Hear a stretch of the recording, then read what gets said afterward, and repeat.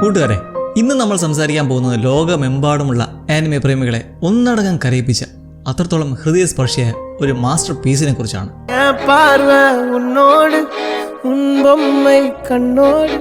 അല്ല, grave of the fireflies അല്ല, ഇതാണ് വയലറ്റ് എവർഗാർഡൻ. ഇതിന്റെ കഥ കൺസെപ്റ്റും എത്രത്തോളം സങ്കടപ്പെടുത്തുന്നതാണെന്ന് ഇത് കണ്ടിട്ടുള്ള എല്ലാവർക്കും അറിയാം. നമ്മുടെ പ്രധാന ക്യാരക്ടറായ വയലറ്റ് ഒരു കാലത്ത് വികാരങ്ങളൊന്നുമില്ലാത്ത, ഇമോഷൻസ് ഒന്നുമില്ലാത്ത ഒരു ചൈൽഡ് സോൾജിയർ ആയിരുന്നു. യുദ്ധകാലത്തിൽ ശത്രുക്കളെ കൊന്നൊടുക്കാൻ മാത്രം പരിശീലിപ്പിക്കപ്പെട്ട ഒരു യന്ത്രം. എന്നാൽ യുദ്ധമെല്ലാം കഴിഞ്ഞ് തനിക്ക് ഏറ്റവും പ്രിയപ്പെട്ട മേജർ ഗിൽബർട്ട് മരിക്കുന്നതിന് തൊട്ടു മുമ്പ് അവളോട് പറഞ്ഞ അവസാനത്തെ വാക്കുകൾ ഐ ലവ് യു എന്നതിൻ്റെ യഥാർത്ഥ അർത്ഥം എന്താണെന്ന് അന്വേഷിച്ചിറങ്ങുന്ന വയലറ്റിൻ്റെ കഥയാണിത്. മനുഷ്യരുടെ ഇമോഷൻസ് എന്താണെന്ന് ഒട്ടും മനസ്സിലാക്കാൻ കഴിയാത്ത അവൾ ആ ഒരൊറ്റ വാക്കിൻ്റെ അർത്ഥം തേടി നടത്തുന്ന യാത്ര. അപ്പോൾ നിങ്ങൾ കയ്യിൽ കുറച്ച് ടിഷ്യൂ പേപ്പറൊക്കെ കരുതി വെച്ചോളൂ, കാരണം ഈ കഥ നിങ്ങളുടെ കണ്ണുകളെ തീർച്ചയായും ഈറാൻ അണിയിക്കും. നമുക്ക് ഈ മനോഹരമായ കഥയിലേക്ക് കടക്കാം.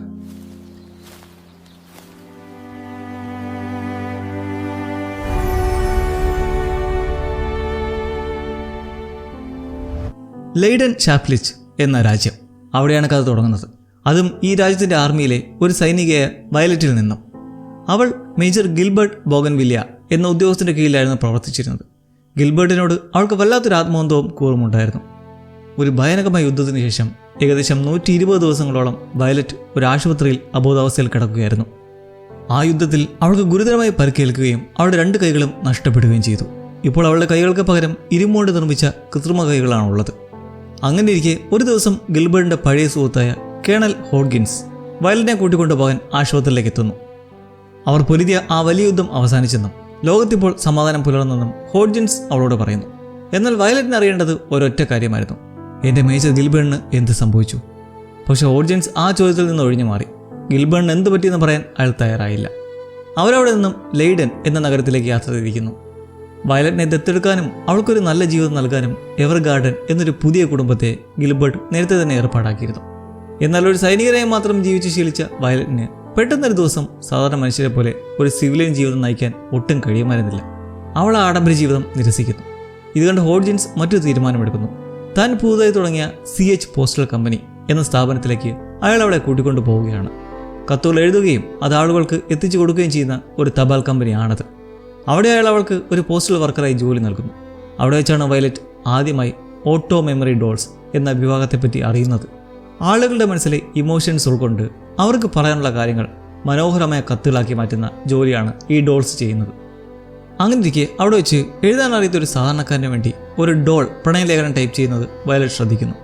അയാൾക്ക് തൻ്റെ കാമുകിയോട് പറയാനുള്ള സ്നേഹം ആ ഡോൾ അക്ഷരങ്ങളാക്കി മാറ്റുന്നത് കണ്ടപ്പോൾ പെട്ടെന്ന് വയലറ്റിൻ്റെ മനസ്സിലേക്ക് പഴയൊരു ഓർമ്മ ഓടിയെത്തി. യുദ്ധകാലത്തിൽ വെച്ച് ഗിൽബർട്ട് അവസാനമായി തന്നോട് പറഞ്ഞ ആ വാക്കുകൾ ഐ ലവ് യു. ഉടനെ തന്നെ വയലറ്റ് ഹോഡ്ഗിൻസിനോട് ഒരു വലിയ ആവശ്യം ഉന്നയിക്കുന്നു: എനിക്കും ഒരു ഓട്ടോ മെമ്മറി ഡോൾ ആകണം. എനിക്ക് ഈ ഗോസ്റ്റ് റൈറ്റിംഗ് ഡിപ്പാർട്ട്മെൻറ്റിൽ ജോലി ചെയ്യണം. കാരണം മറ്റൊന്നും ആയിരുന്നില്ല, മേജർ പറഞ്ഞ ആ ഐ ലവ് യു എന്ന വാക്കിൻ്റെ അർത്ഥം എന്താണെന്ന് അവൾക്ക് എങ്ങനെയെങ്കിലും കണ്ടുപിടിക്കണമായിരുന്നു. വയലറ്റ് ഒരു ഡോൾ ആകാൻ മാത്രം പാകപ്പെട്ടിട്ടില്ല എന്നറിയാമായിരുന്നിട്ടും ഹോഡ്ഗിൻസ് അതിനെ സമ്മതിക്കുന്നു. കാരണം ഇതുവരെ മറ്റുള്ളവരുടെ നിർദ്ദേശങ്ങൾ മാത്രം അനുസരിച്ച് ജീവിച്ചിരുന്ന വയലറ്റ് ആദ്യമായി സ്വന്തമായ ഒരു ആഗ്രഹം പ്രകടിപ്പിച്ചിരിക്കുകയാണ്. അത് ഹോഡ്ഗിൻസിനെ ശരിക്കും അത്ഭുതപ്പെടുത്തിയിരുന്നു. അങ്ങനെ വയലറ്റ് പോസ്റ്റൽ കമ്പനിയുടെ ഗോസ്റ്റ് റൈറ്റിംഗ് ഡിപ്പാർട്ട്മെൻറ്റിലേക്ക് കടക്കുന്നു. അവിടെ വെച്ച് കമ്പനിയിലെ ഏറ്റവും മികച്ച ഡോളായ കാറ്റ്ലിയ, മറ്റു പുതിയ ഡോൾമാരായ എറിക്ക, ഐറിസ് എന്നിവരെ അവൾ പരിചയപ്പെടുന്നു. കാറ്റ്ലിയയുടെ കീഴിൽ വയലറ്റ് തൻ്റെ പരിശീലനം ആരംഭിച്ചു. വളരെ വേഗത്തിൽ തന്നെ അവൾ ടൈപ്പ് റൈറ്റർ ഉപയോഗിക്കാൻ പഠിച്ചു. ഒരു യന്ത്രം പോലെ അതിവേഗത്തിൽ ടൈപ്പ് ചെയ്യാൻ അവൾക്ക് കഴിഞ്ഞു. എന്നാൽ അവിടെ ഒരു പ്രശ്നമുണ്ടായിരുന്നു. വയലറ്റിന് സാങ്കേതികമായി എല്ലാം അറിയാമായിരുന്നെങ്കിലും മനുഷ്യരുടെ വികാരങ്ങൾ എന്താണെന്ന് മനസ്സിലാക്കാൻ അവൾക്ക് കഴിഞ്ഞില്ല. ഇതിൻ്റെ ഫലമായി ഒരു ദിവസം വലിയൊരു അബദ്ധം സംഭവിച്ചു. ഒരു ക്ലയൻറ്റിന് വേണ്ടി പ്രണയലേഖനം എഴുതാൻ വയലറ്റ് തയ്യാറായി. എന്നാൽ ഇമോഷൻസ് ഒന്നുമില്ലാതെ ഒരു സൈനിക റിപ്പോർട്ട് പോലെ അവൾ എഴുതിയ ആ കത്ത് ക്ലയൻറ്റിനെയും അത് ലഭിച്ച വ്യക്തിയും വല്ലാതെ ദേഷ്യം പിടിപ്പിച്ചു. ഇതോടെ സഹപ്രവർത്തക എറീക്ക വയലറ്റിനെ ചോദ്യം ചെയ്യുന്നു: നിനക്ക് ഈ ജോലി ചെയ്യാൻ കഴിയില്ല, പിന്നെ എന്തിനാണ് നീ ഒരു ഡോളാകാൻ ശ്രമിക്കുന്നത്? അപ്പോൾ വയലറ്റ് വളരെ നിഷ്കളങ്കമായി മറുപടി പറഞ്ഞു: എനിക്ക് ഐ ലവ് യു എന്ന വാക്കിൻ്റെ അർത്ഥം കണ്ടുപിടിക്കണം. ആ മറുപടി എറീക്കയുടെ ഹൃദയത്തെ സ്പർശിച്ചു. വയലറ്റിനെ ജോലിയിൽ നിന്ന് പിരിച്ചു വിടണം എന്ന് ഐറിസ് ആവശ്യപ്പെട്ടെങ്കിലും എറീക്ക വയലറ്റിനെ പിന്തുണച്ചു. ഒടുവിൽ ഹോഡ്ഗിൻസ് അവളെ കമ്പനിയിൽ നിലനിർത്താൻ തന്നെ തീരുമാനിച്ചു. മാത്രമല്ല അവൾക്ക് ജോലിക്കുള്ള പുതിയ യൂണിഫോമും ഒപ്പം ബ്ലാക്ക് മാർക്കറ്റിൽ നിന്ന് താൻ വലിയ വില കൊടുത്ത് തിരികെ വാങ്ങിയ ഒരു പച്ച ബ്രൂച്ചും അയാൾ അവൾക്ക് സമ്മാനിച്ചു. അത് മറ്റൊന്നുമായിരുന്നില്ല, പണ്ട് ഗിൽബർട്ട് അവൾക്ക് സ്നേഹത്തോടെ നൽകിയ സമ്മാനമായിരുന്നു അത്. ആ ബ്രൂച്ച് തിരികെ കിട്ടിയപ്പോൾ വയലറ്റിൻ്റെ മുഖത്ത് ആദ്യമായി ചെറിയ സന്തോഷം വിടർന്നു. അന്ന് രാത്രി ഹോഡ്ജൻ സ്കാഡ്ലിയോട് ഒരു സത്യം വെളിപ്പെടുത്തുന്നു. ഗിൽബർട്ട് ഇനി ഒരിക്കലും തിരിച്ചു വരില്ല എന്ന സത്യം. അതെ, ഗിൽബർട്ട് ആ യുദ്ധത്തിൽ മരിച്ചിരുന്നു. ഒരു യഥാർത്ഥ ഓട്ടോമെമ്മറി ഡോളാകാൻ വേണ്ടി വയലറ്റ് ഒരു ഡോൾ ട്രെയിനിങ് സ്കൂളിൽ ചേരുന്നു. അവിടെ വെച്ചാണ് ലുക്കൂലിയ എന്നൊരു പെൺകുട്ടിയെ അവൾ പരിചയപ്പെടുന്നത്. ഇരുവരും നല്ല സുഹൃത്തുക്കളായി മാറി. അടുത്ത ദിവസം അവർക്കൊരു ടെസ്റ്റ് ഉണ്ടായിരുന്നു. പരസ്പരം മനസ്സിലെ കാര്യങ്ങൾ പറഞ്ഞ് കത്തുകൾ എഴുതുക എന്നായിരുന്നു ആ ഒരു ടാസ്ക്. ലുക്കൂലിയ പറഞ്ഞ കാര്യങ്ങൾ വെച്ച് വയലറ്റ് ഒരു കത്തെഴുതി ഇൻസ്ട്രക്ടർക്ക് നൽകി. എന്നാൽ ആ കത്ത് കണ്ട അധ്യാപികയ്ക്ക് ഒട്ടും തൃപ്തി വന്നില്ല. കത്തുകൾ എന്ന് പറയുന്നത് മനുഷ്യരുടെ വികാരങ്ങൾ പ്രകടിപ്പിക്കാനുള്ള ഒരു മാധ്യമമാണ്. നീ എഴുതിയത് വെറും ഒരു വിവരണം മാത്രമാണ് എന്ന് പറഞ്ഞ് അവർ ആ കത്ത് നിരസിച്ചു. അന്ന് വൈകുന്നേരം ലുക്കൂലിയ വയലറ്റിനെയും കൂട്ടി നഗരത്തിലെ ഒരു വലിയ ബെൽ ടവറിൻ്റെ മുകളിലേക്ക് പോയി. അവിടെ നിന്ന് നോക്കിയാൽ നഗരത്തിൻ്റെ മനോഹരമായ കാഴ്ച കാണാമായിരുന്നു. അപ്പോൾ ലുക്കൂലിയ തൻ്റെ ജീവിതത്തിലെ ഒരു വലിയ സങ്കടം വയലറ്റുമായി പങ്കുവച്ചു. യുദ്ധത്തിൽ ലുക്കൂലിയയുടെ മാതാപിതാക്കൾ കൊല്ലപ്പെട്ടിരുന്നു. അവളുടെ സഹോദരനാകട്ടെ യുദ്ധത്തിൽ കാലിലെ പരിക്കേറ്റ് ഇപ്പോഴും എപ്പോഴും മദ്യപിച്ച് കിടക്കുന്ന ഒരാളായി മാറി. തൻ്റെ അച്ഛനെ അമ്മയെ രക്ഷിക്കാൻ കഴിഞ്ഞില്ലല്ലോ എന്ന കുറ്റബോധമാണ് അവനൊരു മദ്യപാനിയാക്കി മാറ്റിയത്. എൻ്റെ ചേട്ടൻ ജീവനോട് കൂടെയുള്ളത് എനിക്ക് വലിയ സന്തോഷമാണ്. അതെനിക്ക് അവനോട് പറയണമെന്നുണ്ട്, പക്ഷെ എനിക്കെൻ്റെ വാക്കുകൾ കിട്ടുന്നില്ല, ലുക്കൂലിയ സങ്കടത്തോടെ പറഞ്ഞു. ഇത് കേട്ട വയലറ്റിൻ്റെ മനസ്സിൽ എന്തൊക്കെയോ മാറ്റങ്ങൾ സംഭവിച്ചു. അവൾ ലുക്കൂലിയുടെ മനസ്സിലെ ആ വേദന കൃത്യമായി മനസ്സിലാക്കി. ഉടനെ തന്നെ അവൾ ലുക്കൂലിയുടെ പേരിൽ അവളുടെ സഹോദരന് വേണ്ടി വളരെ ലളിതമായ എന്നാൽ അങ്ങേയറ്റം ഹൃദയസ്പർശിയായ ഒരു ചെറിയ കത്തെഴുതി. ആ കത്ത് ലുക്കൂലിയുടെ സഹോദരൻ്റെ കണ്ണ് തുറപ്പിച്ചു. വയലറ്റ് എഴുതിയ ആ കത്ത് കണ്ട ഇൻസ്ട്രക്ടർ ഇതാണ് യഥാർത്ഥ കത്ത് എന്ന് പറയുകയും വയലറ്റിനെ സ്കൂളിൽ നിന്ന് പാസ്സാക്കുകയും ചെയ്തു. അങ്ങനെ കുട്ടിക്കാലത്ത് ചേരുന്ന പോലെ ലുക്കൂലിയും ചേട്ടനും വീണ്ടും ആ ബെൽ ടവറിൻ്റെ മുകളിൽ പോയി സന്തോഷത്തോടെ നഗരത്തിൻ്റെ ഭംഗി ആസ്വദിച്ചു. അടുത്തതായി പോസ്റ്റൽ കമ്പനിയിലെ ഐറസിന് അവളുടെ സ്വന്തം ഗ്രാമത്തിൽ നിന്ന് ഒരു ജോലി വരുന്നു. എന്നാൽ നിർഭാഗ്യവശാൽ ഐറസിൻ്റെ കൈക്ക് ഒരു ചെറിയ പരിക്കേൽക്കുന്നു. അതുകൊണ്ട് സഹായിക്കാൻ വേണ്ടി വയലറ്റും അവളുടെ കൂടെ ഗ്രാമത്തിലേക്ക് പോവുകയാണ്. എന്നാൽ അവിടെ എത്തിയപ്പോഴാണ് ഐറസിൻ്റെ കാര്യം മനസ്സിലായത്. കത്തെഴുതാൻ വേണ്ടി ആരും അവളെ വിളിച്ചതല്ല, അവളുടെ അമ്മ തന്നെയാണ് ആ വ്യാജ റിക്വസ്റ്റ് അയച്ചത്. ഐറസിന് ജന്മദിനം ആഘോഷിക്കാനും അതിലൂടെ അവൾക്ക് അനുയോജ്യനായ ഒരു വരനെ കണ്ടെത്താനുമാണ് അമ്മ ഈ തന്ത്രം പ്രയോഗിച്ചത്. ഇതറിഞ്ഞ ഐറസിന് വല്ലാത്ത ദേഷ്യം വന്നു. തൻ്റെ ജന്മദിന പാർട്ടിക്ക് ആരെയൊക്കെ വിളിക്കണമെന്ന് ഐറസ് ഒരു ലിസ്റ്റ് തയ്യാറാക്കിയിരുന്നു. ആ കൂട്ടത്തിൽ ഈമൺ സ്നോ എന്നൊരാളെ വിളിക്കരുത് എന്ന് അവൾ പ്രത്യേകം പറഞ്ഞിരുന്നു. എന്നാൽ ഇമോഷൻസ് മനസ്സിലാക്കാൻ കഴിയാത്ത വയലറ്റ് അയാൾക്കും ക്ഷണം അയച്ചു. പാർട്ടി ദിവസം ഈമൺ വരുന്ന കണ്ട് ഐറസ് ദേഷ്യത്തോടെ തൻ്റെ മുറിയിലേക്ക് ഓടിക്കറി. വയലറ്റ് അവളുടെ പിന്നാലെ പോയി കാര്യം തിരക്കി. അപ്പോഴാണ് ഐറസ് തൻ്റെ സങ്കടം പറയുന്നത്. ഈമൺ അവളുടെ കുട്ടിക്കാലത്തെ പ്രണയമായിരുന്നു. അവൾ അവനോട് ഇഷ്ടം പറഞ്ഞപ്പോൾ അവൻ അവളെ നിരസിച്ചു. ആ പ്രണയ നൈരാശ്യം കൊണ്ടാണ് അവൾ നാടുവിട്ട് ഡോളാകാൻ പോയത്. അപ്പോഴാണ് വയലറ്റിന് മറ്റൊരു വലിയ കാര്യം മനസ്സിലാകുന്നത്. ഒരാളോട് ഐ ലവ് യു എന്ന് പറയുക എന്നത് എത്രത്തോളം ധൈര്യം ആവശ്യമുള്ള കാര്യമാണെന്ന് അവൾ തിരിച്ചറിയുന്നു. ഗിൽബർട്ട് തന്നോട് ആ വാക്ക് പറഞ്ഞപ്പോൾ അദ്ദേഹത്തിൻ്റെ മനസ്സിൽ എത്രമാത്രം സ്നേഹം ഉണ്ടായിരുന്നിരിക്കണം എന്ന് അവൾ ചിന്തിച്ചു. പിന്നീട് വയലറ്റ് ഐറസിനെ സഹായിച്ച് പാർട്ടിക്ക് വന്ന എല്ലാവർക്കും, പ്രത്യേകിച്ച് അവരുടെ മാതാപിതാക്കൾക്കും മാപ്പ് ചോദിച്ചുകൊണ്ട് കത്തുകൾ എഴുതി നൽകി. ആ കത്ത് ഐറസിൻ്റെ മാതാപിതാക്കളുടെ ഹൃദയം നിറച്ചു. അവരവളെ ഒരു ഡോളായി ജോലി ചെയ്യാൻ സന്തോഷത്തോടെ അനുവദിച്ചു. അങ്ങനെ തിരികെ ലൈഡനിലേക്കുള്ള യാത്രാമധ്യേ ഐറസ് വയലറ്റിനോട് ഒരു കാര്യം പറഞ്ഞു. അവൾ ജനിച്ച സമയത്ത് ആ ഗ്രാമത്തിൽ നിറയെ പൂത്തു നിന്നിരുന്ന ഐറിസ് പൂക്കളുടെ പേരാണ് പേരൻസ് അവൾക്ക് നൽകിയതെന്ന്. ഇത് കേട്ടപ്പോൾ വയലറ്റിൻ്റെ മനസ്സിലേക്ക് വീണ്ടും ഗിൽബർട്ടിൻ്റെ ഓർമ്മകൾ ഓടിയെത്തി. കാരണം വയലറ്റ് എന്ന പേരും ഗിൽബർട്ട് അവൾക്ക് നൽകിയത് ഒരു മനോഹരമായ പൂവിൻ്റെ പേരിൽ നിന്നായിരുന്നു. പിന്നീട് വയലറ്റിന് ലഭിച്ചത് വളരെ പ്രധാനപ്പെട്ടൊരു ദൗത്യമായിരുന്നു. ഡ്രോസൽ എന്ന രാജ്യത്തെ യുവരാജകുമാരിയായ ഷാർലറ്റിന് വേണ്ടി ഒരു പരസ്യ പ്രണയലേഖനം എഴുതുക. അയൽരാജ്യമായ ഫ്ലൂഗിലെ രാജകുമാരനായ ഡാമിയനെയാണ് ഷാർലറ്റ് വിവാഹം കഴിക്കാൻ പോകുന്നത്.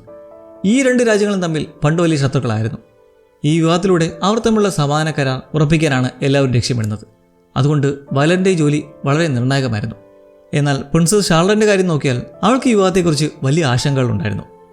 വൈകാതെ വയലറ്റ് വളരെ ഒഫീഷ്യലായ ഒരു പ്രണയലേഖനം എഴുതി അയക്കുകയും ഡാമിയൻ രാജകുമാരൻ അതിന് മറുപടി നൽകുകയും ചെയ്തു. പക്ഷേ ആ കത്ത് കണ്ടിട്ട് രാജകുമാരിക്ക് ഒട്ടും സന്തോഷം തോന്നിയില്ല. ഷാർലറ്റ് വയലിനോട് തന്നെ മനസ്സ് തുറന്നു. ഡാമിനെ ആദ്യമായി കണ്ടപ്പോൾ തന്നെ അവൾക്ക് അവരുടെ പ്രണയം തോന്നിയിരുന്നു. കാരണം അയാൾ അവളെ രാജകുമാരിയെന്നോ ഭാവി വധുവായോ അല്ല, മറിച്ച് ഒരു സാധാരണ മനുഷ്യനെയാണ് കണ്ടത്. എന്നാൽ ഇപ്പോൾ ഡാമിയൻ അയച്ച കത്തിൽ യാതൊരു വികാരങ്ങളും ഉണ്ടായിരുന്നില്ല, വെറും ഒരു ഒഫീഷ്യൽ കത്ത് മാത്രം. അയാൾക്ക് തന്നോട് യഥാർത്ഥത്തിൽ സ്നേഹമുണ്ടോ എന്ന് രാജകുമാരി സംശയിച്ചു.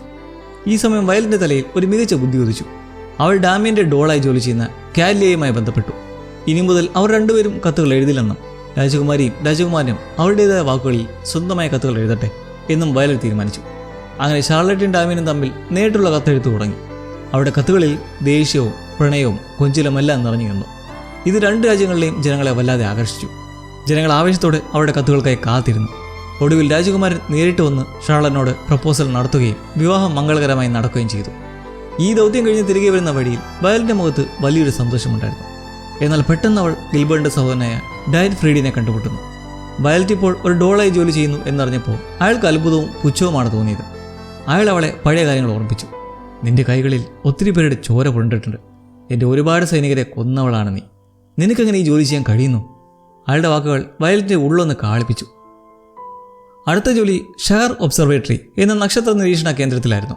അവിടെയുള്ള പുരാതനമായ ചില അപൂർവ ഗ്രന്ഥങ്ങൾ പകർത്തി എഴുതാൻ ഗവേഷകരെ സഹായിക്കുക എന്നായിരുന്നു ഡോളുകളുടെ ജോലി. ലിയോൺ എന്നൊരു യുവ ഗവേഷകനൊപ്പമാണ് വയലിനെ ജോലി ചെയ്യേണ്ടി വന്നത്. അവന് തുടക്കത്തിൽ വയലിനെയോ മറ്റു ഡോളുകളെയോ ഒട്ടും ഇഷ്ടമായിരുന്നില്ല. എന്നാൽ വയലറ്റിൻ്റെ അവിശ്വസനീയമായ വേഗതയിലുള്ള ടൈപ്പിംഗ് കണ്ടപ്പോൾ അവൻ ശരിക്കും ഞെട്ടിപ്പോയി.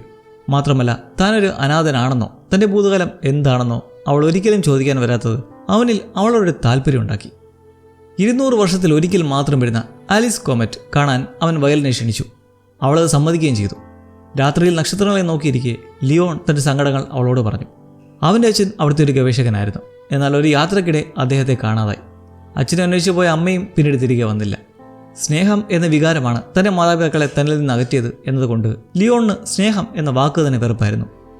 അപ്പോൾ വയലറ്റ് പറഞ്ഞു അവൾക്ക് സ്വന്തമെന്ന് പറയാൻ രക്തബന്ധമുള്ള ആരുമില്ലെന്നും അവളുടെ ജീവിതം മുഴുവൻ മേജർ ഗിൽബർട്ടിന് വേണ്ടി മാത്രമുള്ളതായിരുന്നെന്നും. ഗിൽബർട്ടിനോടുള്ള അവളുടെ ആഴത്തുള്ള സ്നേഹം അപ്പോൾ ലിയോണിന് മനസ്സിലായി. ഈ ലിയോണിന് വയലറ്റിനോട് ഒരുതരം പ്രണയം തോന്നിയിരുന്നു. പിറ്റേന്ന് ജോലി കഴിഞ്ഞ് വയലറ്റ് മടങ്ങാൻ തയ്യാറെടുക്കുന്നു. ലിയോൺ അവളെ യാത്രയാക്കാൻ വരികയും ഒരു വലിയ തീരുമാനം പറയുകയും ചെയ്യുന്നു. ഇനി മുതൽ മാതാപിതാക്കളെ കാത്ത് ഇവിടെ ഇരിക്കില്ലെന്നും വയലിനെ പോലെ ലോകം മുഴുവൻ സഞ്ചരിച്ച് അവരെ കണ്ടുപിടിക്കുമെന്നും അവൻ പറഞ്ഞു. അവൾ പോയി കഴിഞ്ഞപ്പോൾ ഇനി ഒരിക്കലെങ്കിലും അവളെ കാണാൻ കഴിയുമോ എന്നോർത്ത് ലിയോൺ നെടുവേർപ്പെട്ടു. വയലറ്റിൻ്റെ അടുത്ത യാത്ര ഓസ്കർ വെബ്സ്റ്റർ എന്ന പ്രശസ്തനായ ഒരു നാടകൃത്തിൻ്റെ അടുത്തേക്കായിരുന്നു. അദ്ദേഹത്തിൻ്റെ പുതിയ നാടകം എഴുതാൻ സഹായിക്കുക എന്നതായിരുന്നു ദൗത്യം. എന്നാൽ അവിടെ ചെന്നപ്പോൾ അവൾ കണ്ടത് സദാസമയം മദ്യപിച്ച് ജീവിതം നശിപ്പിച്ച് ഏകാന്തനായി കഴിയുന്ന ഒരു മനുഷ്യനാണ്. വയലറ്റ് വളരെ നിർബന്ധിച്ച് അദ്ദേഹത്തെ കൊണ്ട് മദ്യാനം നിർത്തിപ്പിക്കുകയും നാടകം എഴുതാൻ തുടങ്ങിപ്പിക്കുകയും ചെയ്തു. ആ നാടകത്തിൻ്റെ പേര് ഒലിവ് എന്നൊരു പെൺകുട്ടിയെക്കുറിച്ചായിരുന്നു. അവൾ തൻ്റെ മാന്ത്രിക ശക്തികൾ ഉപയോഗിച്ച് രാക്ഷസന്മാരുമായി യുദ്ധം ചെയ്യുന്നു. എന്നാൽ ഒടുവിൽ അവൾക്ക് അവളുടെ ശക്തി നഷ്ടപ്പെടുകയും സ്വന്തം വീട്ടിൽ നിന്നും അച്ഛനിൽ നിന്നും അകന്നു പോവുകയും ചെയ്യുന്നു. ഈ കഥയുടെ ക്ലൈമാക്സ് എന്താണെന്ന് ഓസ്കറിന് ഒരു പിടിയുമില്ലായിരുന്നു. ഒരു ദിവസം വീട് വൃത്തിയാക്കുന്നതിനിടെ വയലറ്റ് ഒരു പഴയ കുട കണ്ടെടുക്കുന്നു. അത് കണ്ടപ്പോൾ ഓസ്കർ വല്ലാതെ ദേഷ്യപ്പെട്ടു. അപ്പോഴാണ് അദ്ദേഹം ആ സത്യം പറയുന്നത്. ആ നാടകത്തിലെ ഒലിവ് അദ്ദേഹത്തിൻ്റെ സ്വന്തം മകളെ ഒലിവിയ ആയിരുന്നു. അവളൊരു അസുഖം വന്ന് ചെറുപ്പത്തിലേ മരിച്ചുപോയി. മകളുടെ മരണമുണ്ടാക്കിയ വലിയ സങ്കടത്തിൽ നിന്ന് രക്ഷപ്പെടാനാണ് അദ്ദേഹം ഈ നാടകം എഴുതുന്നത്. ഇതേട്ട വയലിന് പെട്ടെന്നൊരു ആശയം തോന്നി. വീടിന് മുന്നിലെ തടാകത്തിന് കുറുകെ ആ മാന്ത്രിക കുടയും പിടിച്ച് ഒലിവ് കാറ്റിലൂടെ പറന്ന് അച്ഛൻ്റെ അടുത്തേക്ക് എത്തുന്ന ഒരു ക്ലൈമാക്സ് അവൾ പറഞ്ഞു കൊടുത്തു. അത് കാണിച്ചു കൊടുക്കാൻ വേണ്ടി വയലറ്റ് ആ കുടയും പിടിച്ച് തടാകത്തിന് മുകളിലൂടെ ചാടി. കാറ്റിൽ അവളുടെ ഉടുപ്പും പാറിപ്പറന്നു. ആ കാഴ്ച കണ്ട ഓസ്കറിൻ്റെ കണ്ണുകൾ നിറഞ്ഞു. മരിച്ച തൻ്റെ മകൾ തിരികെ വന്ന പോലെ അദ്ദേഹത്തിന് തോന്നി. ഓസ്കർ അങ്ങനെ തൻ്റെ മകളുടെ മരണത്തെ അംഗീകരിക്കുകയും വയലറ്റിനോട് ഹൃദയത്തിൽ തട്ടി നന്ദി പറയുകയും ചെയ്തു. എന്നാൽ തിരികെ വരുമ്പോൾ വയലിൻ്റെ ഉള്ളിൽ വലിയൊരു കുറ്റബോധം വളരുകയായിരുന്നു. താൻ യുദ്ധത്തിൽ കൊന്നൊടുക്കിയ മനുഷ്യരെല്ലാം ഇതുപോലെ ആരുടെയൊക്കെയോ അച്ഛനോ മക്കളോ ആയിരുന്നില്ലേ? അവർക്കെല്ലാം ഇതുപോലെ എത്രയോ നല്ല ഭാവി ഉണ്ടാകുമായിരുന്നു. താൻ കാരണം എത്ര പിട സന്തോഷമാണ് ഇല്ലാതായത്. ഈ ചിന്തകൾ അവളെ വല്ലാതെ വേട്ടയാടി. ലൈഡനിൽ തിരിച്ചെത്തിയ വയലറ്റ് ആകസ്മികമായി മിസ്സസ് എവർഗാർഡിൽ നിന്നും ആ സത്യം അറിയുന്നു. ഗിൽബർട്ട് മരിച്ചുപോയി. ഞെട്ടലോടെ അവൾ ഹോഡ്ജിൻസിൻ്റെ അടുത്തേക്ക് ഓടി. ഒടുവിൽ ഹോഡ്ജിൻസ് ആ സത്യം വെളിപ്പെടുത്തി. അവസാനത്തെ യുദ്ധത്തിന് ശേഷം ഗിൽബർട്ടിനെയോ അദ്ദേഹത്തിൻ്റെ ശരീരമോ കണ്ടെത്താനായില്ല. അദ്ദേഹത്തിൻ്റെ ഐഡൻറ്റിറ്റി ടാഗുകൾ മാത്രമാണ് ലഭിച്ചത്. അതുകൊണ്ട് സൈന്യം അദ്ദേഹം മരിച്ചതായി പ്രഖ്യാപിച്ചു. ഇത് വിശ്വസിക്കാൻ കഴിയാതെ ഹൃദയം തകർന്ന വയലറ്റ് അവിടെ നിന്നും ഇറങ്ങി ഓടി. അവൾ നേരെ സൈനിക ആസ്ഥാനത്തേക്ക് ചെന്ന് ഡയൻ ഫ്രീഡിനോട് ചോദിച്ചു. അയാളും ആ മരണം സ്ഥിരീകരിച്ചു. അപ്പോഴും വിശ്വസിക്കാതെ അവൾ ഗിൽബർട്ടിൻ്റെ വീട്ടിലേക്ക് ഓടി. എന്നാൽ അവിടെ അവൾ കണ്ടത് അദ്ദേഹത്തിൻ്റെ പേരെഴുതിയ കല്ലറയാണ്. അതോടെ അവളുടെ ലോകം തകർന്നടിഞ്ഞു. ഇവിടെ വെച്ച് കഥ വയലിൻ്റെ ഫ്ലാഷ് ബാക്കിലേക്ക് പോവുകയാണ്. ഡയൻ ഫ്രീഡാണ് അവളൊരു ആയുധമായി ഗിൽബർട്ടിന് കൈമാറുന്നത്. ഗിൽബർട്ടിൻ്റെ സഹോദരനായ ഡയൻ ഫ്രീഡിന് അവളൊരു യുദ്ധഭൂമിയിൽ വെച്ചാണ് അനാഥയായി കിട്ടുന്നത്. അന്ന് അവൾക്ക് മനുഷ്യഭാഷ പോലും സംസാരിക്കാൻ അറിയില്ലായിരുന്നു. ഒരു മൃഗത്തെ പോലെ അക്രമാസക്തിയായിരുന്ന അവളെ ഒരായുധം എന്ന നിലയിലാണ് അയാൾ ഗിൽബർട്ടിന് നൽകുന്നത്.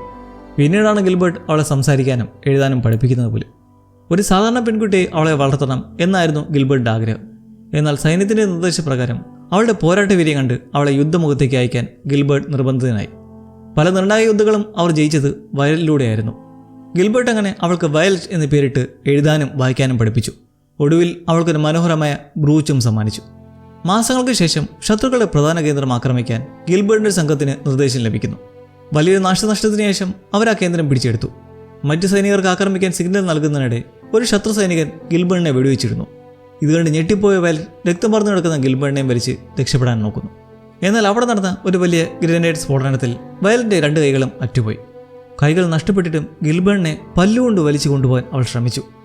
അപ്പോൾ ഗിൽബർട്ട് അവളെ പറഞ്ഞു, നീ എന്നെ വിട്ട് രക്ഷപ്പെടണം, നീ ജീവിക്കണം, സ്വതന്ത്രമായി ജീവിക്കണം, ഞാൻ നിന്നെ സ്നേഹിക്കുന്നു, ഐ ലവ് യു. അദ്ദേഹം കണ്ണുനീരോടെ പറഞ്ഞു. എന്നാൽ ആ വാക്കുകളുടെ അർത്ഥം അവൾക്കൊന്നും മനസ്സിലായിരുന്നില്ല. ശേഷം ശത്രുക്കൾ ആ സ്ഥലം ബോംബിട്ട് തകർത്തു. ഗിൽബർട്ട് തൻ്റെ ജീവൻ നൽകി വയലറ്റിനെ രക്ഷിച്ചു. ഇതാണ് അവിടെ സംഭവിച്ചത്. സത്യങ്ങളെല്ലാം തിരിച്ചറിഞ്ഞ വയലറ്റ് കടുത്ത വിഷാദത്തിലേക്ക് വീഴുകയാണ്. അവൾ ജോലിക്ക് പോകാതെ മുറിക്കുള്ളിൽ തന്നെ അടച്ചിരുന്നു. ഒരിക്കൽ അവൾ ആത്മഹത്യ ചെയ്യാൻ പോലും ശ്രമിച്ചു. പക്ഷെ അതിനവൾക്ക് കഴിഞ്ഞില്ല.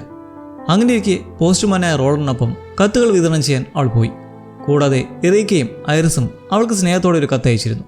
തനിക്ക് ലഭിച്ച ആ കത്ത് വായിച്ചപ്പോൾ വയലിന് ഒരു കാര്യം മനസ്സിലായി. ഒരു കത്ത് ലഭിക്കുക എന്നത് ഒരാൾക്ക് എത്രത്തോളം സന്തോഷം നൽകുന്ന കാര്യമാണെന്ന്. അവൾ വീണ്ടും ജോലിക്ക് പോകാൻ തീരുമാനിച്ചു. ആദ്യമായി അവൾ എഴുതിയത് ലുക്കൂലിയുടെ സഹോദരനായ സ്പെൻസറിന് വേണ്ടിയുള്ള കത്തായിരുന്നു. ശേഷം അവൾ ഹോഡ്ജിൻസിനോട് ചോദിച്ചു, എന്നെപ്പോലെ ഇത്രയും പേരെ കൊന്നൊടുക്കിയ ഒരാൾക്ക് ഇനിയും ജീവിക്കാൻ അർഹതയുണ്ടോ? അപ്പോൾ ഹോഡ്ജിൻസ് നൽകിയ മറുപടി വളരെ മനോഹരമായിരുന്നു. നീ യുദ്ധത്തിൽ ചെയ്ത തെറ്റുകൾ ഒരിക്കലും മാഞ്ഞു പോകില്ല, അത് നിന്നെ എരിയിച്ചുകൊണ്ടിരിക്കും. എന്നാൽ നീ ഒരു ഡോളായി ജോലി ചെയ്ത് മറ്റുള്ളവർക്ക് നൽകിയ സന്തോഷങ്ങളും നന്മകളും ഒരിക്കലും ഇല്ലാതാകില്ല. പിന്നീട് വയലറ്റ് പോകുന്നത് ഒരു വലിയ ബംഗ്ലാവിലേക്കാണ്. അവിടെ 7 വയസ്സുള്ള ആൻ എന്നൊരു പെൺകുട്ടിയും അവളുടെ രോഗിയായ അമ്മയുമാണ് താമസം. തന്നെ കൂടെ കളിക്കാൻ ആളില്ലാത്തതിൻ്റെ സങ്കടത്തിലായിരുന്നു ആൻ. ആ അമ്മ വയലറ്റിനെ 7 ദിവസത്തേക്ക് വാടകയ്ക്ക് വിളിച്ചിരിക്കുകയാണ്, കുറേ കത്തുകൾ എഴുതാനായിട്ട്. എന്നാൽ ആ കത്തുകൾ ആർക്കാണ് അയക്കുന്നത് എന്ന് ആനിന് അറിയില്ലായിരുന്നു.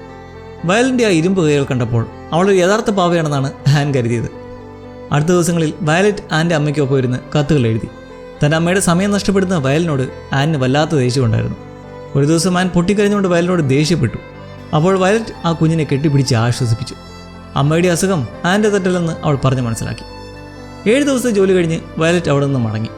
കുറച്ച് ദിവസങ്ങൾക്കുള്ളിൽ ആനിൻ്റെ അമ്മ മരണപ്പെട്ടു. എന്നാൽ പിന്നീട് നാം കാണുന്നത് ആനിൻ്റെ വളർച്ചയാണ്.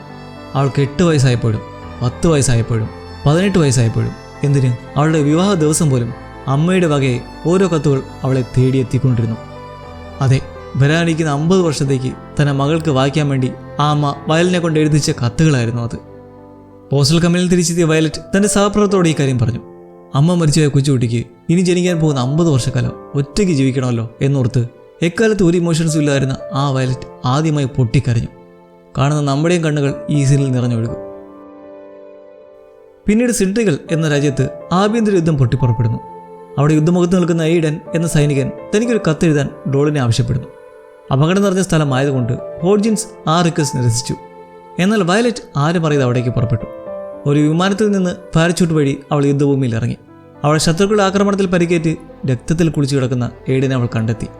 താൻ മരിക്കാൻ പോവുകയാണെന്ന് ഉറപ്പായ എയ്ഡൻ തൻ്റെ അവസാന നിമിഷങ്ങളിൽ തൻ്റെ മാതാപിതാക്കൾക്കും താൻ ജീവന തുല്യം സ്നേഹിക്കുന്ന ബാല്യകാല സഖി മരിയയ്ക്കും വേണ്ടി കത്തുകൾ പറഞ്ഞു കൊടുത്തു.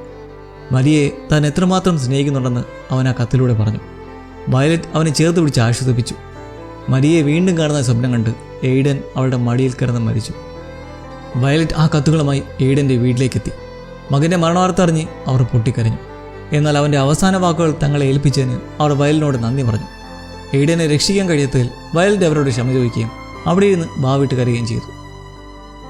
ഇക്കാലം അത്രയും അവിടെ തുടർന്നുകൊണ്ടിരുന്ന യുദ്ധം ഔദ്യോഗികമായി അവസാനിപ്പിക്കുന്ന സമാധാന കരാർ ഒപ്പുവയ്ക്കാൻ ഒരു പ്രത്യേക പ്രതിനിധി സംഘം ട്രെയിനിൽ പോവുകയായിരുന്നു. അവർക്ക് സംരക്ഷണം നൽകാൻ ഡയറ്റ് ഫ്രീഡം ഉണ്ടായിരുന്നു. എന്നാൽ സമാധാനം ആഗ്രഹിക്കാത്ത ജനറൽ മെർക്കുലോവിൻ്റെ നേതൃത്വത്തിലുള്ള വിമതർ ആ ട്രെയിൻ ആക്രമിക്കാൻ പദ്ധതിയിട്ടു. സിഡ്രികളിൽ നിന്ന് മടങ്ങുകയായിരുന്ന വയലറ്റും യാദൃശ്ചികമായി ആ ട്രെയിനിലുണ്ടായിരുന്നു.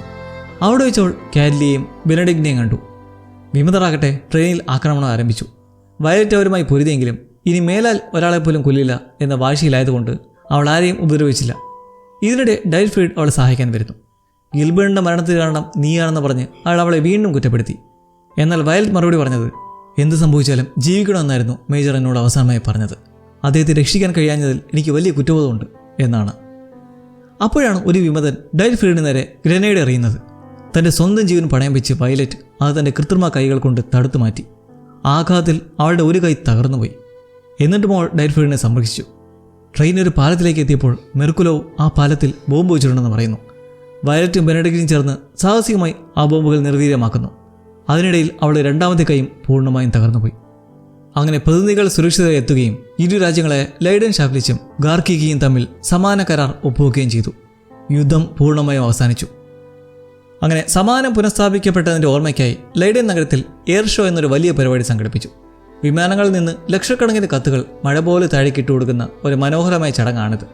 എല്ലാവരും തങ്ങൾക്ക് പ്രിയപ്പെട്ടവർക്ക് കത്തുകൾ എഴുതാൻ തുടങ്ങി. കാറ്റ്ലിയ വയലറ്റിനോടും ഗിൽബർട്ടിനായി ഒരു കത്തെഴുതാൻ പറഞ്ഞു. എന്നാൽ എന്തെഴുതണം എന്നവൾക്ക് അറിയില്ലായിരുന്നു. അങ്ങനെയിരിക്കെ ഡൈറ്റ്ഫ്രീഡ് വയലറ്റിനെ ഗിൽബർട്ടിൻ്റെ അമ്മയുടെ അടുത്തേക്ക് കൊണ്ടുപോകുന്നു. ആ അമ്മ വയലറ്റിനെ ചേർത്ത് പിടിച്ച് പറഞ്ഞു, എൻ്റെ മകൻ്റെ മരണത്തിൽ നിനക്ക് യാതൊരു പങ്കുമില്ല. അവൻ മരിച്ചിട്ടില്ല. എൻ്റെ ഹൃദയത്തിൽ അവൻ എന്നും ജീവിക്കുന്നുണ്ട്. ഇത് കേട്ടപ്പോൾ വയലറ്റിൻ്റെ മനസ്സിന് വലിയൊരു ആശ്വാസം ലഭിച്ചു. ഗിൽബർട്ടിനോടുള്ള അവളുടെ സ്നേഹം എത്രത്തോളം വലുതായിരുന്നു എന്ന് ഡൈറ്റ്ഫ്രീഡിനും അപ്പോഴാണ് മനസ്സിലായത്. ഒടുവിൽ എയർ ഷോയുടെ ദിവസം വന്നെത്തി. വയലറ്റ് ഗിൽബർട്ടിന് വേണ്ടി തൻ്റെ ഹൃദയം തുറന്ന് ഒരു കത്തെഴുതി. അതിലവൾ ഇങ്ങനെ കുറിച്ചു: ഞാനിപ്പോൾ ഒരു ഓട്ടോ മെമ്മറി ഡോളായി ജോലി ചെയ്യുന്നു. ഒരുപാട് മനുഷ്യരുടെ വികാരങ്ങൾ ഞാൻ മനസ്സിലാക്കി. എന്നെങ്കിലും ഒരിക്കൽ നമ്മൾ വീണ്ടും കണ്ടുമുട്ടുമെന്ന് ഞാൻ വിശ്വസിക്കുന്നു. അന്ന് ഞാൻ അങ്ങയോട് പറയും, അന്ന് അങ്ങ് എന്നോട് പറഞ്ഞ ഐ ലവ് യു എന്ന വാക്കിൻ്റെ അർത്ഥം ഇപ്പോൾ എനിക്ക് കുറച്ചുകൂടി നന്നായി മനസ്സിലാകുന്നുണ്ട് എന്ന്. ഗിൽബർട്ട് മരിച്ചു എന്ന സത്യം അംഗീകരിക്കാൻ അവൾക്ക് ഇപ്പോഴും പൂർണ്ണമായും കഴിഞ്ഞിട്ടില്ലെങ്കിലും ആ യാഥാർത്ഥ്യവുമായി പൊരുത്തപ്പെടാൻ അവൾ പഠിച്ചു. ലക്ഷക്കണക്കിന് കത്തുകൾ ആകാശത്തു നിന്നും പെയ്യുമ്പോൾ കാറ്റിൽ പറന്നു വന്ന വയലറ്റിൻ്റെ ആ ഒരു കത്ത് നമ്മളിലൊരു വലിയ നെടുവീർപ്പുണ്ടാക്കും. അടുത്ത ദിവസം പുതിയ കൃത്രിമ കൈകൾ ഘടിപ്പിച്ച് വയലറ്റ് വീണ്ടും തൻ്റെ ജോലിയിലേക്ക് തിരിയുന്നു. പുതിയൊരു ക്ലയൻറ്റിനെ കാണാൻ അവളൊരു വീട്ടിലേക്ക് എത്തുന്നു. പുഞ്ചിരിച്ചുകൊണ്ട് അവൾ സ്വയം പരിചയപ്പെടുന്നിടത്ത് ഈ അനിമയുടെ കഥ അവസാനിക്കുന്നു. കൂട്ടുകാരെ, മനുഷ്യൻ്റെ വികാരങ്ങളെ മനസ്സിലാക്കുകയും അത് മറ്റുള്ളവരിലേക്ക് എത്തിക്കുകയും ചെയ്യുന്നത് എത്രത്തോളം മനോഹരമായ കാര്യമാണെന്ന് ഈ കഥ നമ്മെ പഠിപ്പിക്കുന്നു. വയലറ്റ് യാത്ര നമ്മൾ ഒരിക്കലും മറക്കില്ല. നിങ്ങൾക്ക് ഇനിയും ഈ ലോകത്തേക്ക് കടക്കണമെന്നുണ്ടെങ്കിൽ 2019-ലും 20-ലൊക്കെ പുറത്തിറങ്ങിയ ഇതുമായിട്ട് ബന്ധപ്പെട്ടുള്ള 2 മികച്ച സിനിമകൾ കൂടിയുണ്ട്. അത് കണ്ടാൽ നിങ്ങളുടെ കണ്ണുകൾ വീണ്ടും നിറയും എന്നെനിക്ക് ഉറപ്പാണ്. ആ കഥകൾ നമ്മുടെ ചാനൽ കാണണമെങ്കിൽ തീർച്ചയായും പറയാൻ മറക്കണ്ട. അപ്പോൾ ഈ കഥ നിങ്ങൾക്ക് ഇഷ്ടമായെന്ന് കരുതുന്നു. മറ്റു മികച്ച കഥയുമായി നമുക്ക് വീണ്ടും കാത്തിരുന്ന് കാണാം.